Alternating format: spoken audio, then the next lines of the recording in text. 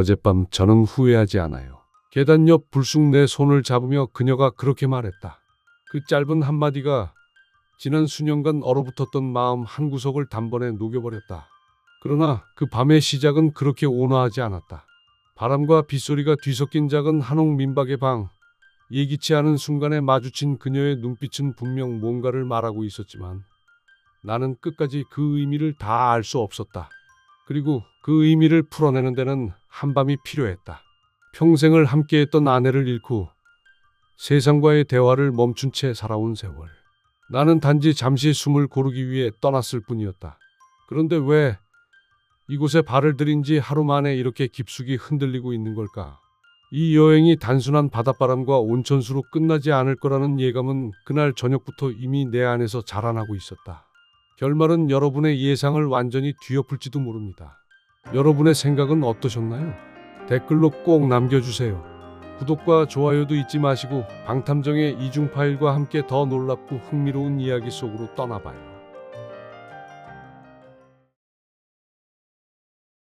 내 이름은 박태수, 68살. 5해 전 아내를 병으로 떠나보내고 나서 줄곧 혼자 살아왔다. 작년 봄 평생 다니던 직장에서 정년퇴직을 하고 난 뒤로는 집에 머무는 시간이 길어졌다. 하루 종일 아무와도 말을 섞지 않는 날이 이어지자 그 고요가 마음을 더 무겁게 눌렀다. 그러다 문득 바다를 보고 싶다는 생각이 들었다. 아내와 함께 갔던 동해안의 냄새와 바람이 그리웠다. 그래서 사람들로 붐비지 않는 비수기 평일을 골라 강원도 동해안의 작은 온천 마을로 홀로 여행을 떠나기로 했다. 인터넷에서 우연히 찾은 한옥 민박, 이름은 해솔관. 세월의 자국이 고스란히 스며든 2층 목조 건물로 바닷바람에 바랜 마루와 오래된 기둥이 사진 속에 담겨 있었다. 남들은 낡았다고 할지 몰라도 내겐 오히려 이런 곳이 더 마음을 놓이게 했다. 역에서 택시를 타고 15분쯤 달리자 완만한 언덕 끝에 민박집이 모습을 드러냈다. 주변은 고요했고 가게도 사람 그림자도 보이지 않았다. 바람이 지붕을 스치는 소리와 멀리서 들려오는 갈매기 울음만이 공기를 채우고 있었다. 대문을 들어서자 안쪽에서 부드러운 목소리가 들려왔다. 어서 오세요. 천천히 걸어 나온 이는 60을 갓 넘긴 듯한 여자였다. 부드러운 밤색 머리를 느슨하게 묶었고 두 볼은 온화하게 물들어 있었다. 어깨와 허리는 단단해 보였고 전체적으로 묘한 안도감을 주는 사람이었다. 혼자 오셨어요. 오늘은 손님이 선생님 한 분뿐이에요. 그녀는 그렇게 말하며 나를 2층 끝방으로 안내했다. 가파른 나무 계단을 오를 때마다 삐걱거리는 소리가 났고 낡은 복도 바닥은 몇 군데 푹 꺼져 있었다. 방 안은 작은 온돌방이었고 햇빛에 바랜 장판과 오래된 창틀이 세월을 말해주고 있었다. 하지만 낯설지 않았다. 오히려 오래전 기억 속 집 냄새가 은근히 스며드는 듯했다. 그녀의 이름은 윤희정. 8해 전 남편을 사고로 잃고 혼자 이곳으로 내려와 민박을 꾸리고 있다고 했다. 그 이야기를 듣는 순간 내 마음 어딘가가 묘하게 울렸다. 나 역시 5해 전 아내를 떠나보냈으니 그 상실의 무게를 안다. 그날 해솔관 복도에는 바닷바람이 서서히 스며들고 있었고 그 바람 속에 나와 그녀의 어색한 첫 인사가 잔잔히 흩어졌다. 방으로 돌아왔지만 아까 그 장면이 쉽게 사라지지 않았다. 온천물의 따뜻함이 아직 피부에 남아 있었고 그보다도 순간 스쳤던 그녀의 표정과 눈빛이 마음속에서 자꾸 되살아났다. 창문 밖으로는 파도 부서지는 소리가 잔잔히 들려왔지만 눈은 좀처럼 감기지 않았다. 그때 복도에서 발자국 소리가 들려왔다. 삐걱거리는 바닥 소리, 그리고 계단을 오르는 발걸음. 내 방 앞에서 그 발걸음이 멈췄다. 숨을 죽이고 귀를 기울이자 문틈 사이로 그림자가 비쳤다. 이불은 잘 펴셨나요? 문 너머로 들려온 건 윤희정 씨의 목소리였다. 대답하자 문이 살짝 열리더니 그녀가 얼굴만 내밀고 미소를 지었다. 그렇군요. 그럼 잘 주무세요. 그녀는 곧 떠날 줄 알았는데 조심스레 방 안으로 들어왔다. 혹시 잠깐 여기서 차를 마셔도 될까요? 그녀는 웃으며 방금까지 부엌에서 손님용 차를 준비했는데 자신도 모르게 이 방이 더 따뜻하게 느껴졌다고 했다. 혼자 마시려니 쓸쓸해서 잠깐만요. 나는 말없이 포트와 찻잔을 건넸다. 그녀는 방 한쪽 다다미 위에 앉아 차를 한 모금 들이켰다. 이 방 참 마음이 놓이네요. 그녀의 시선이 천천히 내 쪽으로 향했다. 그 눈빛에는 설명하기 어려운 부드러움이 깃들어 있었다. 문득 오늘 낮에 마주친 순간들이 스쳐 지나갔다. 그녀도 같은 장면을 떠올린 듯 미묘한 웃음을 지으며 말했다. 낮에 조금 놀라셨죠? 그 말은 마치 내 마음을 꿰뚫어 보는 듯했다. 나는 괜찮다고 하려 했지만 목소리가 약간 떨렸다. 그녀는 내 표정을 보더니 부드럽게 웃었다. 저도 사실 조금은 긴장했어요. 오랜만에 이렇게 누군가와 말을 길게 나눴거든요. 그 순간 방 안의 공기는 한층 가까워진 듯했다. 방 안은 조용했다. 멀리서 파도 부서지는 소리와 지붕을 스치는 바람 소리만이 간간히 들려왔다. 윤희정 씨는 찻잔을 손바닥에 감싸 쥐고 있었고 김이 서린 그 향이 은근히 방 안에 퍼졌다. 혼자 사신 지 오래되셨죠? 그녀가 조심스럽게 물었다. 나는 잠시 망설이다가 고개를 끄덕였다. 5해 됐습니다. 아내를 병으로 보내고 나서 집이 너무 조용해져서요. 그녀의 눈빛이 부드럽게 흔들렸다. 저도 8해 전 남편을 사고로 잃었어요. 그 뒤로는 어디에 있어도 마음 한쪽이 늘 비어있는 느낌이었죠.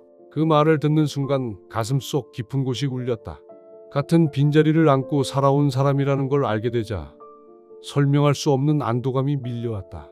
서로 다른 길을 걸어왔지만 잃어버린 빛과 무게를 이해할 수 있는 사람을 만난 것이었다. 그녀는 시선을 창문 쪽으로 돌렸다. 창문 밖에는 바닷바람이 얇은 커튼을 흔들고 있었고 그 바람 사이로 부드러운 비 냄새가 스며들었다. 서울에 있을 땐 바람 소리도 잘 못 들었어요. 차 소리, 사람 소리에 묻혀서. 그녀의 목소리는 잔잔했지만 그 안에 담긴 피로와 외로움이 그대로 느껴졌다. 나는 조용히 찻주전자를 들어 그녀의 잔에 다시 차를 부었다. 이 소리 좋네요. 이렇게 같이 앉아 듣는 것도 오랜만입니다. 그녀가 살짝 웃었다. 그 웃음이 마치 오래 닫혀있던 창이 서서히 열리는 순간 같았다. 우리는 그렇게 한참 동안 말을 아끼고 그 대신 서로의 순결과 온기를 느꼈다. 말하지 않아도 고개를 끄덕이지 않아도 이미 마음이 조금씩 닮아가고 있었다. 그때 갑자기 바람이 세차게 불고 작은 빗방울이 창문을 두드리기 시작했다. 나는 반사적으로 창문을 닫으려 일어났고 그녀도 함께 자리에서 일어나 창틀을 잡았다. 순간 손등이 스쳤다. 그 짧은 접촉이 이상하게 오래 남았다.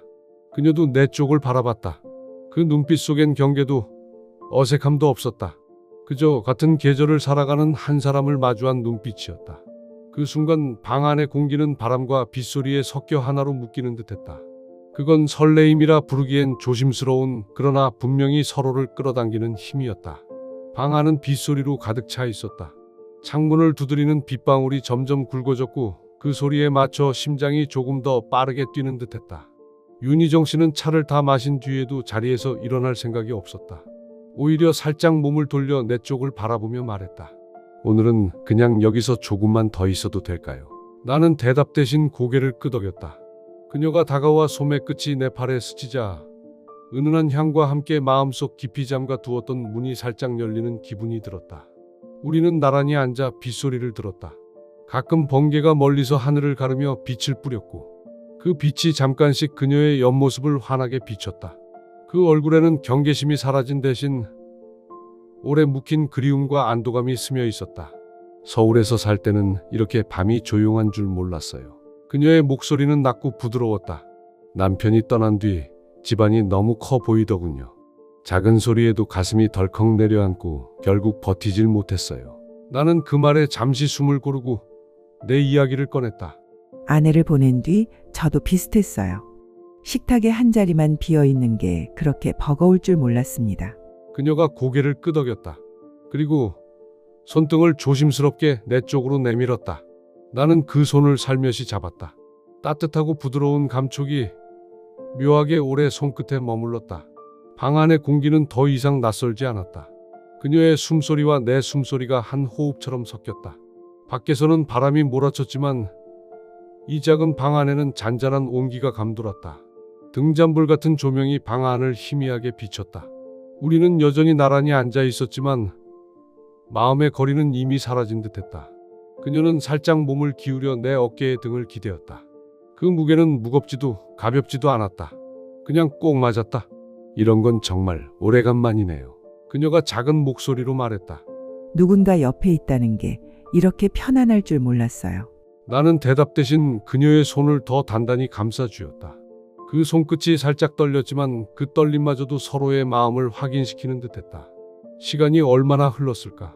빗소리는 점점 잦아들었고 대신 파도 소리가 선명하게 들려왔다. 그 소리를 들으며 우리는 아무 말 없이 그대로 있었다. 말을 하지 않아도 되는 순간이 있다는 걸 오랜만에 다시 느꼈다. 잠시 후 그녀가 고개를 들어 나를 바라봤다. 그 눈빛 속에는 질문도 불안도 없었다. 대신 오래도록 기다려온 평온함과 묘한 기대가 서려 있었다. 혹시 다음에도 이렇게 앉아 있어 줄 수 있나요? 그 질문은 단순한 초대가 아니라 마음 깊숙한 곳에서 건네는 부탁이었다. 네, 나는 짧게 대답했지만 그 안에 내가 할 수 있는 모든 약속을 담았다. 그녀는 미소를 지으며 다시 내 어깨에 기대었다. 그 순간 내 마음속에 있던 얼음 같은 고독이 조용히 녹아내리고 있었다. 밤은 그렇게 깊어졌고 그 깊은 밤 속에서 우리는 서로의 온기를 조금씩 나눴다. 방 안의 공기는 부드러운 온기에 쌓여 있었다. 조그마한 조명 아래 우리는 서로의 그림자를 바라보고 있었다. 그녀는 여전히 내 어깨에 기대 있었지만 그 무게는 이제 낯설지 않았다. 마치 오래전부터 그렇게 있어 온 것처럼 너무도 자연스러웠다. 태수 씨, 그녀가 조용히 내 이름을 불렀다. 이 작은 호명에 가슴이 살짝 뛴다. 저 사실 오늘 낮에 손님 예약이 없었다면 시장을 다녀오려고 했어요. 그런데 문득 누군가 찾아올 것 같은 기분이 들었어요. 이상하죠? 나는 웃으며 고개를 저었다. 이상하긴요. 저도 오늘 아침 그냥 집에 있을까 하다가 뭔가 가야 할 것 같은 생각이 들었어요. 그래서 가방을 들고 나왔죠. 그녀의 눈이 가늘게 휘어졌다. 그런 게 있을까요? 꼭 만나야 할 사람을 미리 마음이 알아채는 거. 그 말은 농담 같으면서도 어쩐지 진심이 묻어났다. 나는 그 말을 곱씹었다. 지난 몇 년간 사람과 깊이 연결된 순간이 거의 없었다. 그저 형식적인 인사와 필요에 따른 대화뿐. 하지만 지금 이 방 안에서 그녀와 마주한 이 시간은 이유를 따질 필요 없이 마음이 먼저 움직였다. 바깥에서는 비가 잦아들고 있었다. 그 소리가 점점 부드러워지자 방 안의 공기도 조금 더 가라앉았다. 나는 잠시 망설이다가 우리 사이에 놓인 작은 테이블을 옆으로 밀었다. 그러자 거리가 훨씬 가까워졌다. 그녀는 놀란 듯 나를 바라보다가 곧 부드러운 표정을 지었다. 사람이 이렇게 가까이 앉아 있는 게 몇 년 만인지 모르겠어요. 그 목소리에는 쓸쓸함보다 오히려 안도감이 짙게 배어 있었다. 나는 조심스럽게 그녀의 두 손을 잡았다. 차갑지도 뜨겁지도 않은 온기. 그 온기가 손끝을 넘어 마음속 깊이 스며드는 것 같았다. 희정 씨, 오늘 이렇게 이야기 나눈 게 참 고맙습니다. 저야말로요. 그녀의 눈가가 살짝 젖은 듯 보였다. 그동안 손님을 맞아도 그냥 사장님이나 주인님으로만 불렸지 제 이야기를 들어주는 사람은 없었거든요. 그녀의 말은 가볍지 않았다. 아마 남편을 잃은 후 혼자서 이곳을 지켜오면서 쌓인 고독과 피로가 함께 묻어났을 것이다. 그 마음을 조금이라도 덜어주고 싶은 마음이 들었다. 나는 의자를 옮겨 그녀와 어깨를 나란히 맞췄다. 바람이 커튼 사이를 스치며 은은한 소리를 냈다. 그 순간 그녀가 아주 천천히 내 쪽으로 몸을 기울였다. 나는 그대로 그 어깨를 받아주었다. 그녀의 머리카락이 살짝 뺨에 스쳤다. 그 부드러운 감촉과 은은한 향이 오래 잊고 있던 감정을 불러일으켰다. 우리는 말없이 그대로 앉아 서로의 체온에 기대었다. 시간이 얼마나 흘렀는지 모른다. 밖에서는 다시 빗소리가 조금씩 들려왔고 그 소리가 오히려 우리를 더 단단히 묶어주는 것 같았다. 그녀가 아주 작은 목소리로 속삭였다. 태수 씨, 오늘 밤은 그냥 이렇게 같이 있어 줄래요? 아무 말 안 해도 돼요. 그냥 곁에. 그 부탁은 망설일 이유가 없었다. 나는 고개를 끄덕였고 그녀는 안도의 숨을 내쉬었다. 그렇게 우리는 서로 기대어 앉은 채 조용히 밤을 보냈다. 밖에서는 빗방울이 천천히 지붕을 타고 흘렀고 안에서는 두 사람의 호흡이 한 박자에 맞춰져 갔다. 그 순간만큼은 과거의 상처도 외로움도 모두 빗물에 씻겨 내려가는 듯했다. 새벽녘 빗소리가 잦아든 뒤 찾아온 고요 속에서 눈을 떴다. 방 안에는 여전히 밤의 온기가 남아 있었지만 곁에 있던 윤희정 씨는 보이지 않았다. 그 자리에 놓인 이불 자국과 희미한 온기만이 그녀가 방금 전까지 여기에 있었다는 걸 말해주고 있었다. 나는 잠시 그 온기에 손을 얹었다. 전날 밤의 대화와 침묵이 마치 꿈처럼 아득하게 느껴졌다. 몇 년 만에 누군가와 이렇게 마음을 나눈 것일까? 그 생각만으로도 가슴이 묘하게 따뜻해졌다. 잠시 후 몸을 일으켜 세면장으로 향했다. 거울 속에 내 얼굴이 조금 낯설게 느껴졌다. 어쩐지 주름이 덜해 보였고 눈빛이 맑았다. 마치 오래 쌓인 먼지를 털어낸 듯한 표정이었다. 이런 얼굴 참 오랜만이네. 속으로 그렇게 중얼이며 가볍게 웃었다. 식당에 들어서자 그녀는 이미 아침 준비를 마치고 있었다. 소매를 걷어붙인 팔과 그 위에 맺힌 가느다란 김, 그리고 변함없는 웃음. 일어나셨어요? 잘 주무셨어요? 마치 어제 밤의 이야기는 없었던 것처럼 평온한 목소리였다. 나도 마치 아무 일 없었다는 듯 웃으며 대답했다. 네, 푹 잤습니다. 그리고 조용히 자리에 앉았다. 테이블 위에는 갓 구운 생선구이, 된장찌개, 김치, 나물무침, 두부조림이 가지런히 놓여 있었다. 김이 피어오르는 된장찌개를 한 숟갈 뜨자 깊고 구수한 맛이 입안에 퍼졌다. 마치 이 집의 바람과 햇볕이 함께 녹아있는 듯한 맛이었다. 그녀가 조심스럽게 물었다. 오늘은 어디 들렀다 가실 건가요? 나는 고개를 저었다. 아니요, 바로 집으로 가려고요. 그 말을 하며 생선에 뼈를 발랐다. 그렇군요. 그럼 점심쯤 출발하시겠네요. 그녀의 목소리에는 아주 옅은 아쉬움이 스며 있었지만 여전히 미소를 잃지 않았다. 아침을 마치자 그녀는 내 방까지 따라와 짐을 챙기는 걸 도와주었다. 우리는 큰 말 없이도 서로를 바라보며 짧은 웃음을 주고받았다. 현관으로 향하는 계단 옆 그녀가 불쑥 내 손을 잡았다. 그 손끝은 따뜻했고 약간의 떨림이 있었다. 어젯밤 저는 후회하지 않아요. 그 말과 함께 그녀는 부드럽게 웃었다.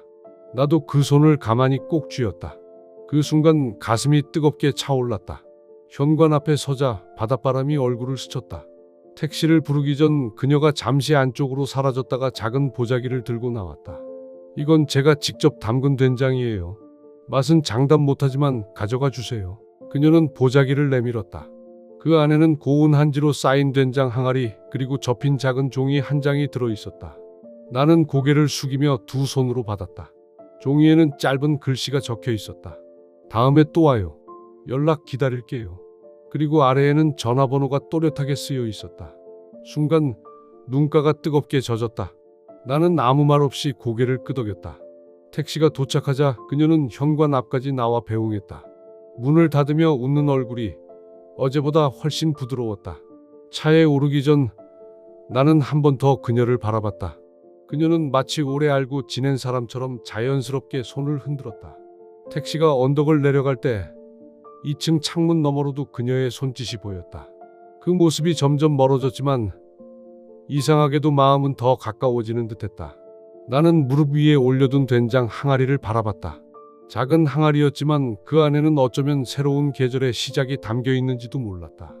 창밖으로 보이는 바다는 잔잔했다. 그 잔잔함 속에서 나도 모르게 미소가 번졌다. 아무에게도 말하지 못할 이 하룻밤. 하지만 분명한 건 내 마음 한켠이 깊이 채워졌다는 것이다. 아직 나를 필요로 하는 사람이 있구나. 그 깨달음이 집으로 돌아가는 길을 더 환하게 비춰주고 있었다.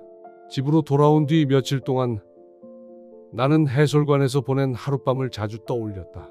부엌 한쪽 햇볕이 드는 선반 위에는 윤희정 씨가 준 된장 항아리가 놓여 있었다. 그 작은 항아리를 바라볼 때마다 그녀의 웃음과 목소리가 방 안에 은근히 번지는 듯했다. 그렇게 시간이 흐르며 가을빛은 서서히 빛을 잃고 창밖 나무들은 잎을 모두 떨구었다. 된장 항아리는 그 자리에서 묵묵히 제 모습을 지켰고 나는 스치듯 바라보며 그날 밤의 온기를 떠올리곤 했다. 처음 며칠은 그냥 바라만 봤다. 왠지 함부로 열고 싶지 않았다. 마치 그 항아리를 열면 그 밤의 온기가 흩어져 버릴 것 같았기 때문이다. 그렇게 계절은 어느덧 늦가을로 접어들었다. 창밖의 나무들은 잎을 모두 떨구었고 차가운 바람 속에는 바다 대신 마른 낙엽 냄새가 스며들었다. 그러다 첫눈이 조용히 내리던 겨울 아침, 나는 부엌 한쪽 선반 위에 된장 항아리 앞에 멈춰 섰다. 조심스레 뚜껑을 열자 짙고 구수한 향이 순간 부엌 가득 번졌다. 그 향 속에는 바닷바람, 나무 계단의 삐걱거림, 그리고 그녀와 나눈 이야기들이 함께 배어있는 듯했다. 그 된장으로 끓인 찌개는 놀라울 만큼 깊은 맛이 났다. 숟가락을 들 때마다 그날 밤 그녀가 내 손을 꼭 잡았던 온기가 다시 손끝에 스며드는 기분이었다. 그날 이후 나는 주말마다 작은 메모를 써서 된장 항아리 옆에 놓기 시작했다. 오늘은 찌개가 참 잘 됐습니다. 날씨가 많이 추워졌네요. 감기 조심하세요. 비록 전하지 못하는 편지였지만 그 메모들은 나 자신을 위한 약속 같았다. 겨울이 깊어갈수록 해솔관의 모습이 더 자주 떠올랐다.